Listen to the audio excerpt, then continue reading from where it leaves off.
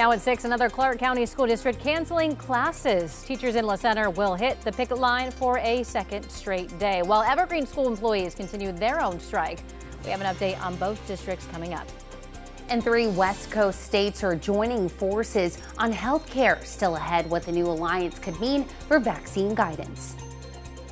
Also this morning, we're talking about the kickoff of the NFL season. This is a live look at Lincoln Financial Field in Philadelphia, where tonight the defending Super Bowl champion Eagles play host to the Dallas Cowboys. You can watch that game, by the way, right here on KGW. Coming up this hour on Sunrise, a live report from NBC's Jay Gray, who's in the city of brotherly love.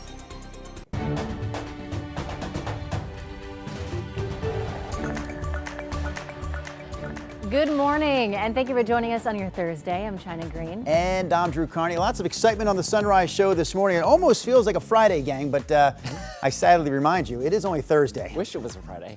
I'm off tomorrow. Oh, jeez. All right. Okay.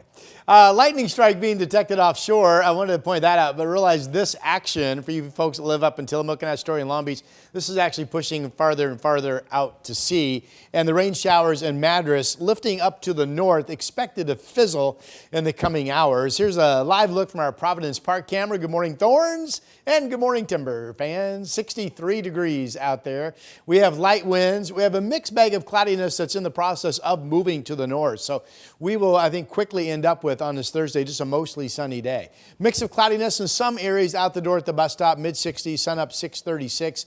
It'll be humid out there again today, pretty sticky, 76 degrees at noon. Kids get out of school, it'll be about 87 degrees in that 3-4 o'clock hour today. Here's Chris. Rod, thank you for that. We pick it up with a traffic alert. Something's hanging up the drive on the inbound Sunset. In fact, I think as we look right there, Highway 26, right where it meets I-405, traffic is now tied up. This is the inbound left lane on eastbound 26, so that's stop and go right now. Let's see if we can figure out what's going on here. I'm not sure if this is a crash or a traffic stop or what, but right now the ramp to I-405 north is, are there any cars getting by? It's just one or two. So that is starting to stack up Highway 26 inbound. You can see the lineup now coming down the hill from the zoo into the Vista Ridge Tunnel. So plan a few extra minutes there. We will keep you posted. Guys?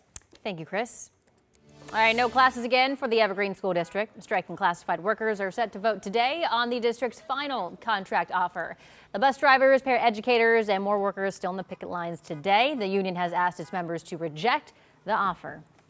Another Southwest Washington school district also dealing with a strike. We're talking about teachers in La Center. And contract negotiations with the district broke down earlier this week. Sunrise reporter Thomas Schultz is live at La Center High School. So Thomas, what are the sticking points here? Well, guys, there's a few things that teachers are looking for. The biggest, as usual, in these kinds of things is pay. Teachers also want smaller classrooms and better working conditions. We're here for the students. We really want to make sure that we have the best teachers. We retain those teachers, which means we need a fair contract for ourselves.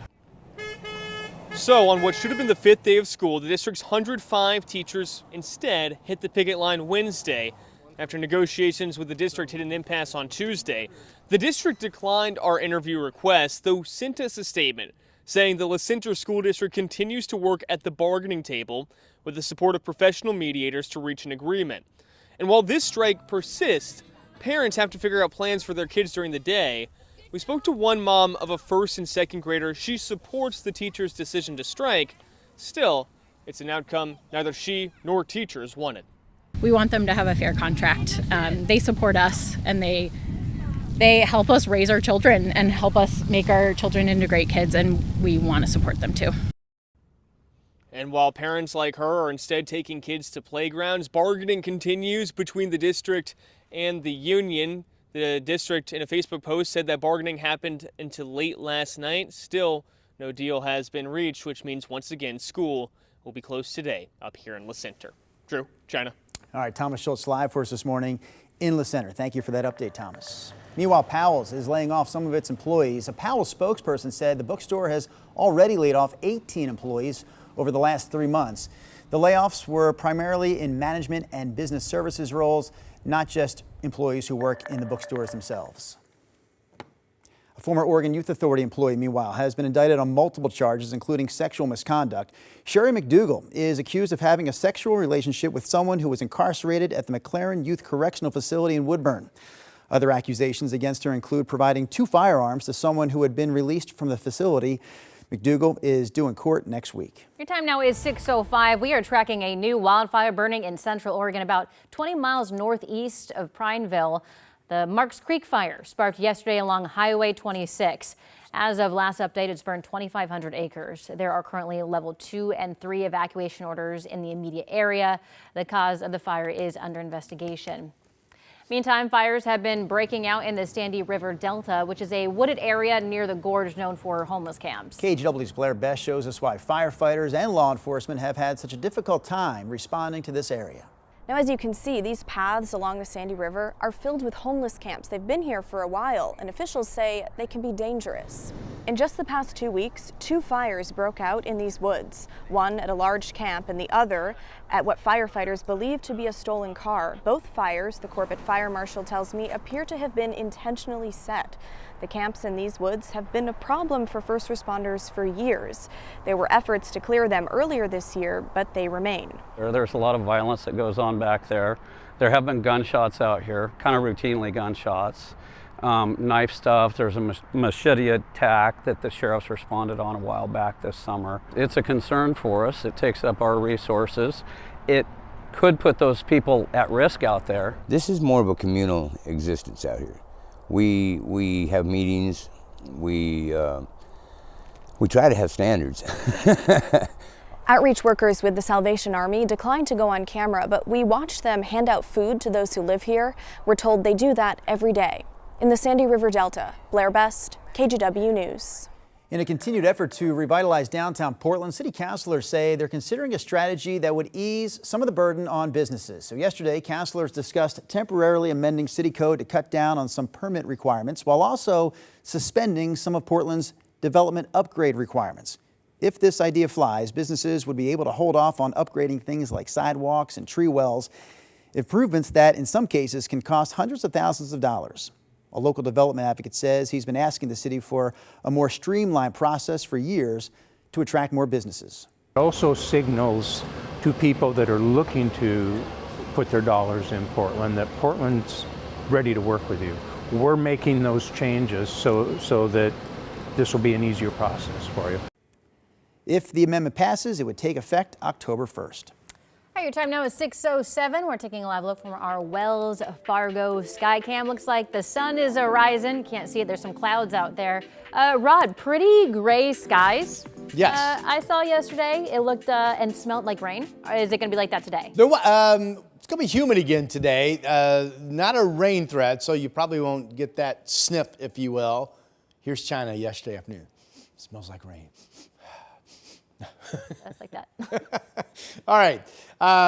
No rain chance for us today. We have some early clouds. They'll be moving on. We'll be mostly sunny, but kind of hazy and humid outside.